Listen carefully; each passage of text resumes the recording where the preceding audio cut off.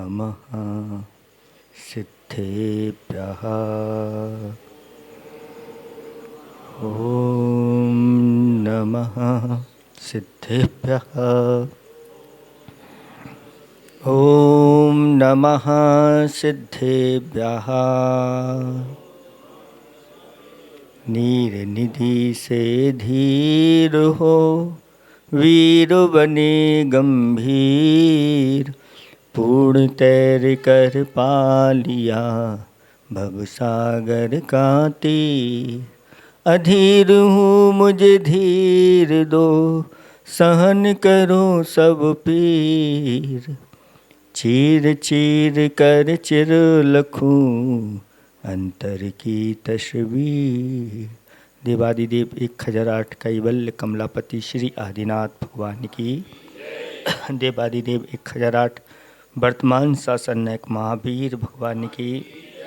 परम पूजिक स्वाट आचार्य प्रवर गुरुवर श्री विद्यासागर जी महामंडराज की। 3 कम 9 करोड़ मुनिराजों की। परम पूज्य मुनि श्री विमल सागर जी महाराज की। परम पूज्य मुनि श्री भाव सागर जी महाराज की। मुनि संघ की। धर्म स्नेही भव्यात्मा हो, वर्तमान में वर्धमान स्वामी का शासन काल चल रहा है और भगवान की जो दिव्य धुनी खिरी है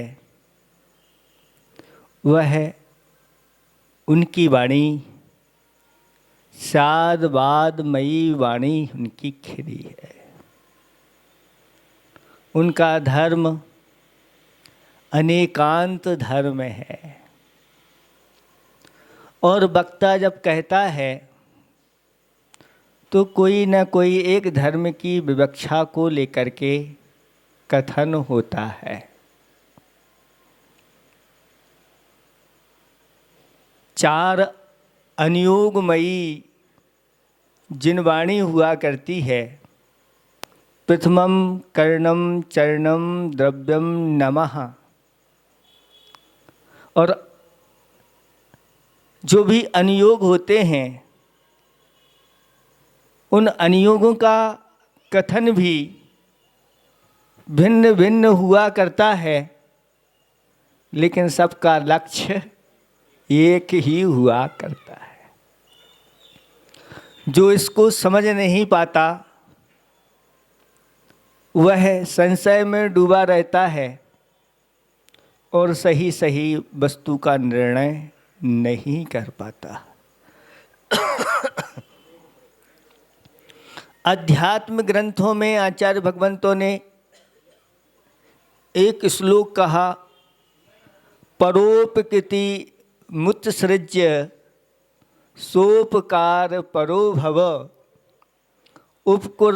उपकुर्वन् परस्य आज्ञो दृश्यमाने लोकवत्।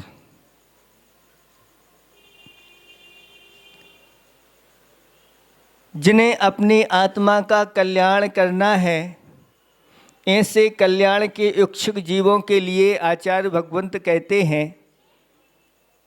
कि परोपकृतिम उत्सृज्य, हे भव्य प्राणी, परोपकार को छोड़ दे। अगर आपने आत्मा का कल्याण करना है तो क्या कर दे? परोपकार को छोड़ दे। अभी तक जो पर का उपकार करता आया है, पर क्या है? तो ये शरीर जो है ये पर है, आत्मा से भिन्न है। उस शरीर का अनादिकाल से तू क्या करता आया है? उपकार करता आया है। शरीर की सुरक्षा के लिए सारी व्यवस्थाएं होती हैं।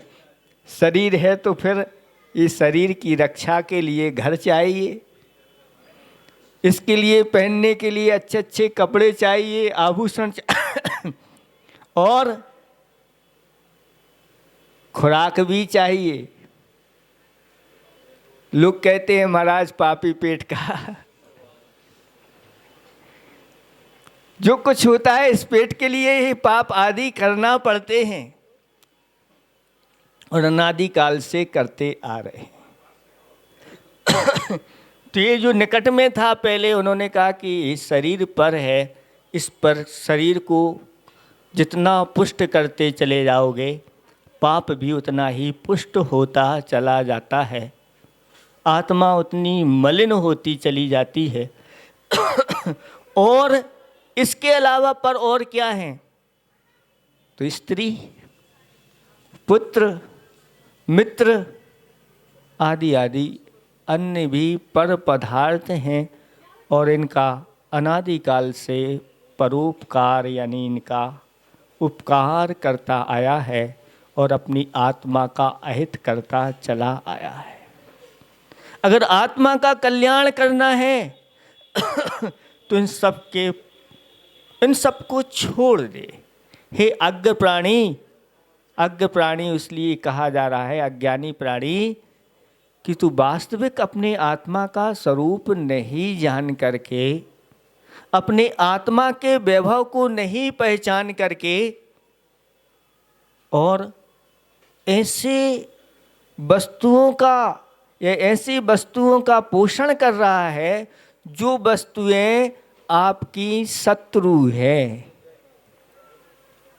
और जो शत्रु की ही वृद्धि करता चला जाए और उसे पता नहीं है कि ये शत्रु है, वह तो उसको मित्र मान करके और उसको बढ़ाता गया और एक दिन उसने शत्रु ने उसका घात कर दिया। तो ये जब उसको पहचान हो जाती है, अरे हमने ठीक नहीं किया, ये बहुत बड़ा कर लिया, अहितकारी कर लिया, तो वह संभल भी जाता है। और अहित करने के पहले अगर जो संभल गया तो वो विज्ञ माना जाता है, फिर अज्ञ नहीं माना जाता। तो हमारे आचार्य भगवंतों ने अध्यात्म की दृष्टि से कहा है, और दूसरी अगर व्यवहार की दृष्टि से देखें तो परोपकाराय सताम विभूति, परोपकाराय दुहंती गावा, परोपकाराय फलंती वृक्षा, परोपकाराय बहंती नद्या आदि आदि इन सब सूत्रों को भी कहा है।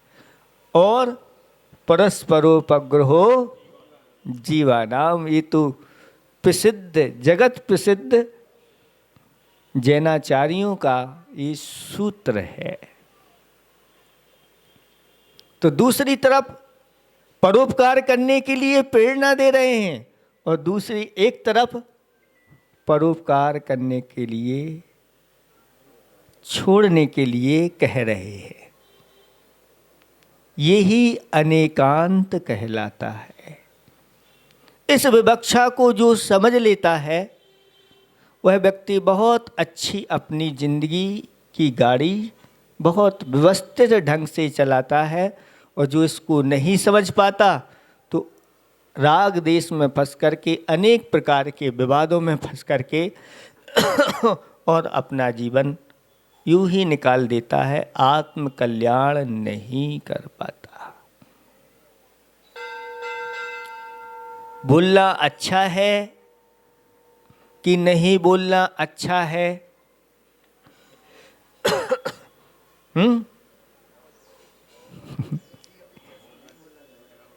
तो ये अपेक्षा जहाँ लग जाती है ना, तो आचार्य भगवान कहते हैं कि ये व्यवस्था बहुत अच्छी बन जाएगी।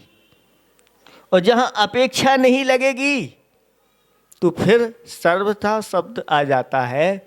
तो हमारे आचार्य भगवंतों ने कहा सर्वथा शब्द मिथ्या, ये मिथ्या है। और कथनचित शब्द बहुत अच्छा है और इससे बहुत अच्छी अच्छी व्यवस्थाएं चलती चली जाती। ही से भी की ओर बड़े सभी हम लोग, छह के आगे तीन हो विश्व शांति का योग। ही से भी की और बड़े सभी हम लोग, और 6 के आगे 3 हो, विश्व शांति का युग। सामने वाला ही पे ही अटका है, लेकिन अगर भी को ले लिया जाए तो फिर कोई झगड़ा नहीं, सब शांति हो जाती। 6 के आगे मतलब एक दूसरे के सापेक्ष हो गए ये 6 और 3, तो 63 का अंक बनता है, और 6 और 3 को जोड़ दो तो 9 का 7 अंक बन जाता है, और बहुत अच्छा कार्य सिद्ध हो जाता है। और अगर दोनों एक दूसरे के विपरीत हो जाए, पीट कर लें, तो कहते हैं ये तो 36 का आंकड़ा है, इनकी तो किसी हिसाब से बनती ही नहीं। एक दूसरे को ये देखना नहीं चाहते। तो 36 का आंकड़ा अच्छा नहीं, 63 का अंक बहुत अच्छा होता है, क्योंकि ये समन्वय की व्यवस्था यहाँ पर चलती है। और अपेक्षा लगा करके कथन जहाँ पर होता है तो बहुत अच्छा है। एक बार आचार्य भगवंत स्वाध्याय करा रहे थे, और आपस में 2 शिष्य वार्ता कर रहे थे, चर्चा कर रहे थे। और जब कोई स्वाध्याय कराए और कोई बीच में आप कोई वार्ता करते हैं, तो स्वाध्याय कराने वाले को क्या होता है, विघ्न जैसा महसूस होता है। फिर भी आचार्य भगवंत अच्छी तरह से समझा देते हैं, उदाहरण देकर के, सुनो सुनो क्या चल रहा है, क्या वार्ता चल रही है, कुछ मुझे बताओ। तो सब चुप हो जाए, शांत हो गए। फिर आचार्य भगवंत ने एक बहुत अच्छा श्लोक सुनाया, और उस श्लोक का अर्थ भी बताया। वह श्लोक क्या था? मौखर्यम लाघवम कर्म मौन मुन्नति कारणम। मौखर्यम लाघवम कर्म मौन मुन्नति कारणम। मुखरता, वाचालता, अनावश्यक बोलना, ये बहुत लघुता का कार्य माना जाता है। मौनम उन्नति कारणम, और मौन कैसा होता है? उन्नति के लिए कारण होता है। उदाहरण के नीचे देखें क्या उदाहरण दिया। मुखरऊ नूपुरऊ पादे। मुखरऊ नूपुरऊ पादे। जो नूपुर होते हैं, घुंघरू होते हैं, बोलते हैं, तो उनका स्थान कहाँ होता है? पादे, यानी पैरों में उन घुंघरुओं को बांध लिया जाता है। और आगे कंठे हारो विराजते। हार जो होता है वह हार आवाज नहीं करता, कंठे विराजते, वह कंठ में सुशोभित होता है। हार आवाज नहीं करता, उस हार में घुंघरू नहीं लगे रहते।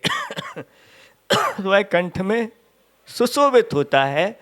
और जो घुंघरू होते हैं वह आवाज करने वाले होते हैं, तो उनका स्थान, ये बहुत अच्छा नीति श्लोक लगा। तो एक विवक्षा ये हो गई, एक विवक्षा में मौन रहना अच्छा है। अब देखें एक दूसरा श्लोक आप लोगों को सुनाते हैं।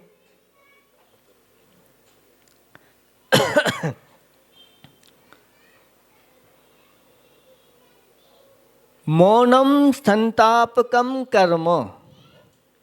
मौनम संतापकम कर्म।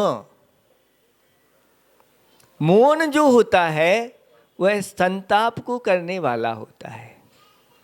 आप अगर 24 घंटे का मौन ले लो तो आपका की ऐसी स्थिति हो जाएगी, बिल्कुल उदास हो जाओगे। क्यों?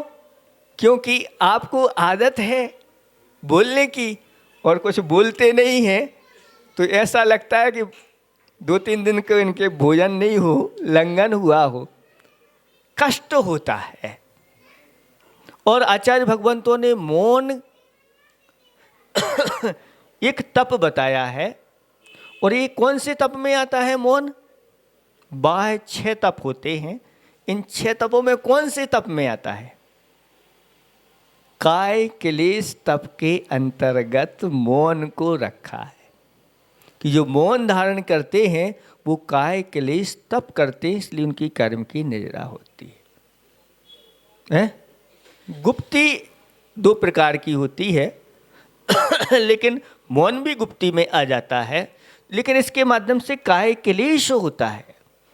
और काय क्लेश होना ना संताप, इसलिए वो वहाँ लिखा मौनम संतापकम कर्म। मौन कैसा है? संतापित करने वाला है। आप लोग यहाँ बैठ गए और हम मौन लेकर के बैठ जाएं तो आपको भी संताप होने लगेगा कि महाराज आधा घंटे से बैठे हैं, हम भी बैठे हैं, माइक भी लगा दिया है और महाराज बोल नहीं रहे हैं तो मौनम संतापकम कर्म भाषणम च यशस्करम। अगर अच्छा धर्म के ऊपर भाषण दे दिया जाए तो यशस्करम, यश के लिए कारण बन जाता है। उदाहरण देखें, तप्पेते पादुके पादे, तप्पेते पादुके पादे बंसी वक्त्रे विशोभते। पादुकाएं जो होती हैं वह बोलती नहीं, इसलिए उनको पैर में रखते हैं।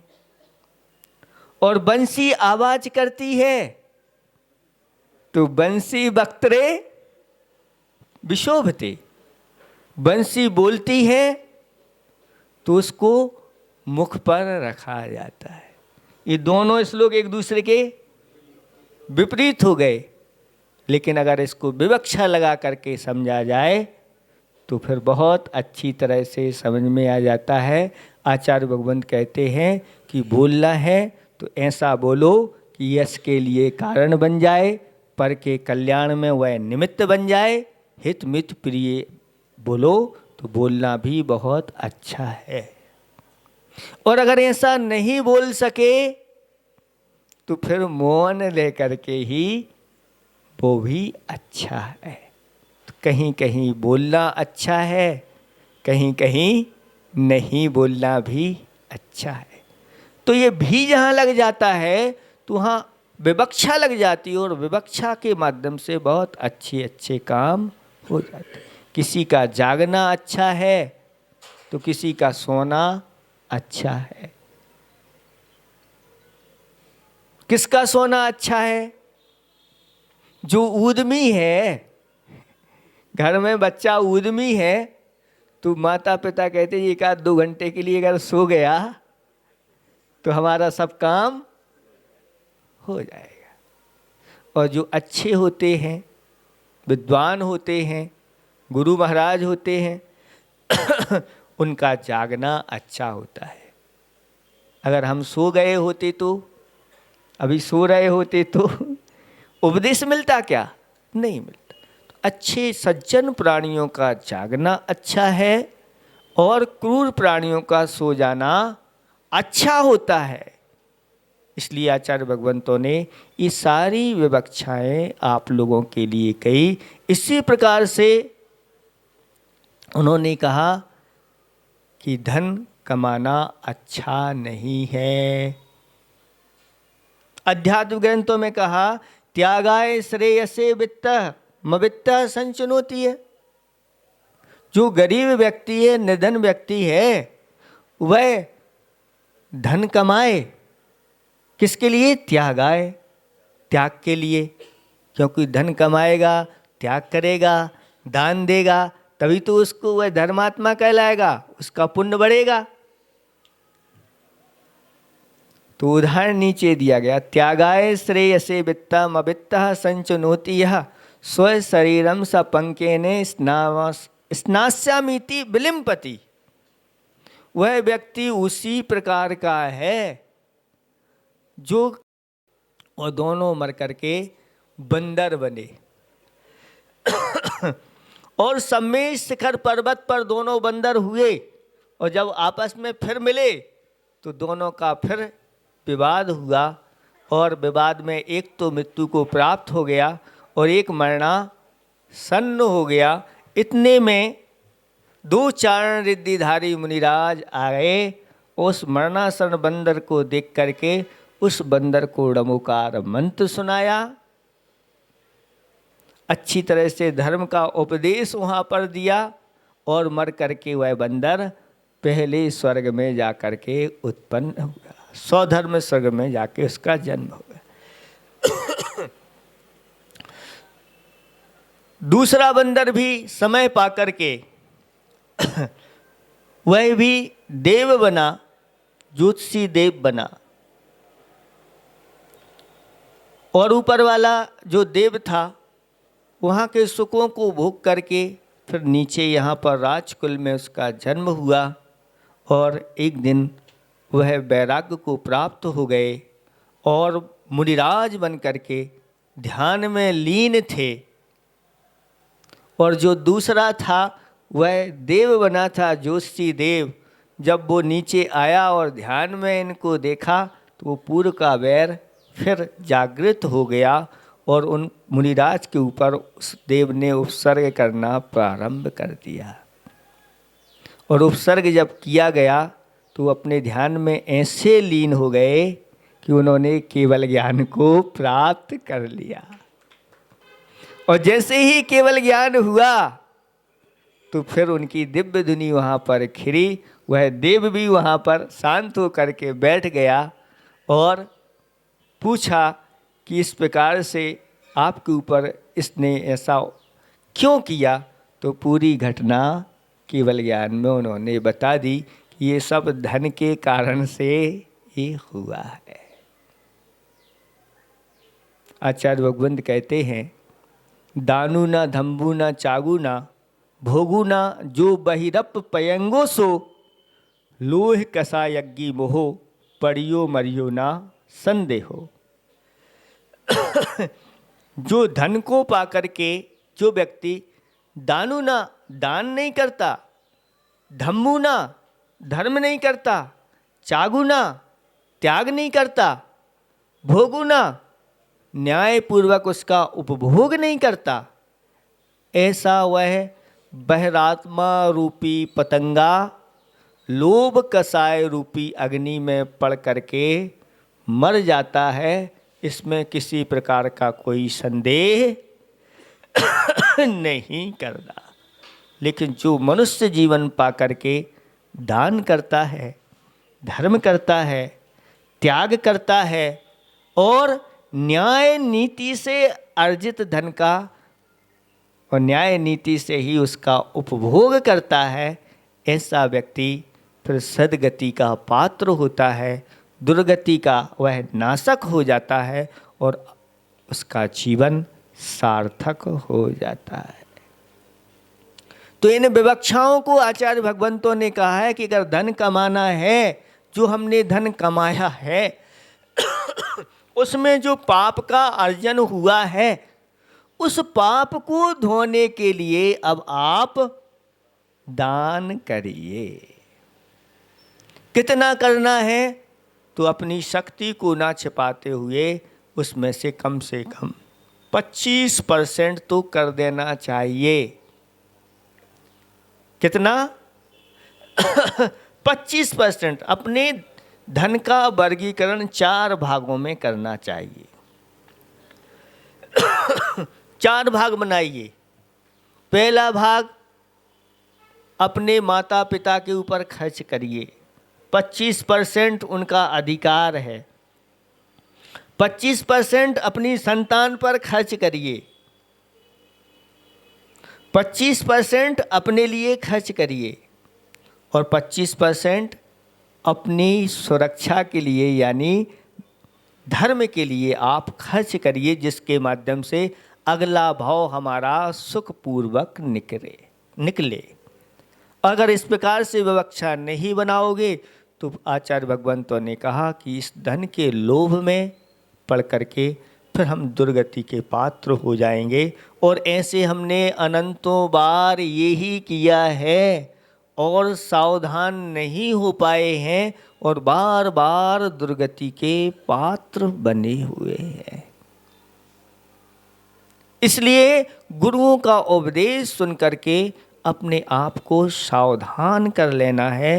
ये मनुष्य जीवन बहुत दुर्लभता से मिला है और हमें विवक्षा समझ करके अपने कार्यों को व्यवस्थित ढंग से करना चाहिए, तब जाकर के कार्य की सिद्धि होती है। तो आचार्य भगवंतों ने कहा कि परोपकार अच्छा भी है और परोपकार बुरा भी है। परोपकार जब अच्छा हो जाता है, जब हम परमार्थ की ओर बढ़ते हैं, तो व्यवहार में वह परोपकार हमारी आत्मा का उपकार करने वाला हो जाता है। और वही परोपकार हम अगर अपने स्वार्थ वश कर रहे हैं, राग के वश कर रहे हैं और राग के वश करके पाप के माध्यम से धन का अर्जन करते हैं और कुटुंब आदि का पोषण करते चले जाते हैं, उसमें पाप का संचय होता है। लेकिन अगर आप अपने इस जीवन को परोपकार में लगा देते हैं, यानी प्राणियों के उपकार में, दया के क्षेत्र में, सेवा के क्षेत्र में, धर्म के क्षेत्र में आप अपने तन मन धन को लगा देते हैं, तो यह परोपकार भी आपकी आत्मा का उपकार करने वाला हो जाता है। क्योंकि ये इसमें धर्म से यह निहित परोपकार हुआ करता है। और अब जिसमें धर्म निहित हो जाता है, फिर आगे जा कर के उस आत्मा का हित होता चला जाता है और उसकी सारी अनुकूलताएं चली जाती हैं। आपने सुनी होगी वह कथा कि एक हाथी 3 दिन 3 पैर पर खड़ा रहा। एक पैर को उसने नीचे नहीं रखा क्योंकि उस पैर के नीचे खरगोश आ गया था और आसपास कहीं सभी जगह जीव जंतु बैठे हुए थे और पैर रखने के लिए जगह नहीं थी। उस जीव रक्षा करता हुआ हाथी 3 दिन तक 3 पैर पर खड़ा रहा। उसका पूरा का पूरा शरीर शून्य हो गया और जब जंगल में आग लगी थी, वह आग बुझ जाती है, सब पशु पक्षी वहाँ से चले जाते हैं और वह खरगोश भी वहाँ से निकल जाता है और उस हाथी का शरीर धड़ाम से नीचे गिरता है और वह हाथी मृत्यु को प्राप्त हो जाता है।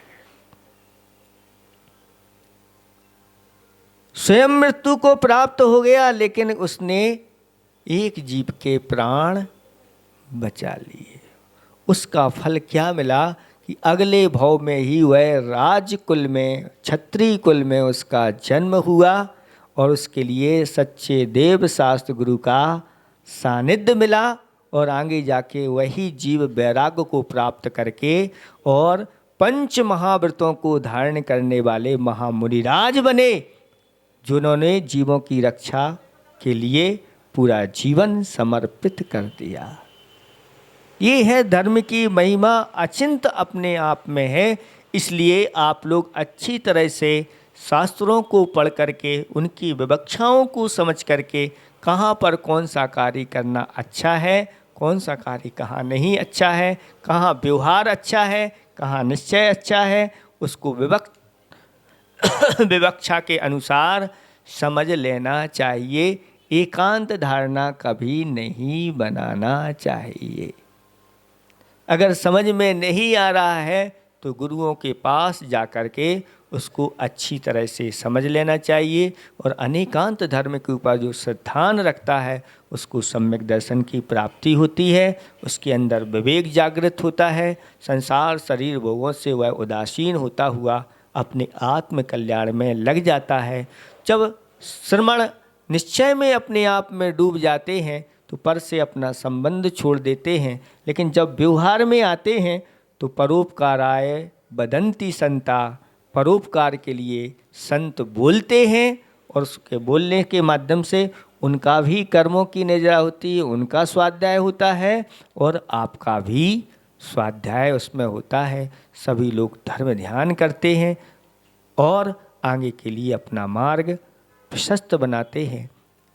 इसी तरह आप सभी लोग इस धर्म मार्ग को प्रशस्त करते हुए बढ़ते चले जाएं और एक दिन धर्म के पूर्ण स्वामी बन जाएं। इन्हीं भावना के साथ अहिंसा परमो धर्म की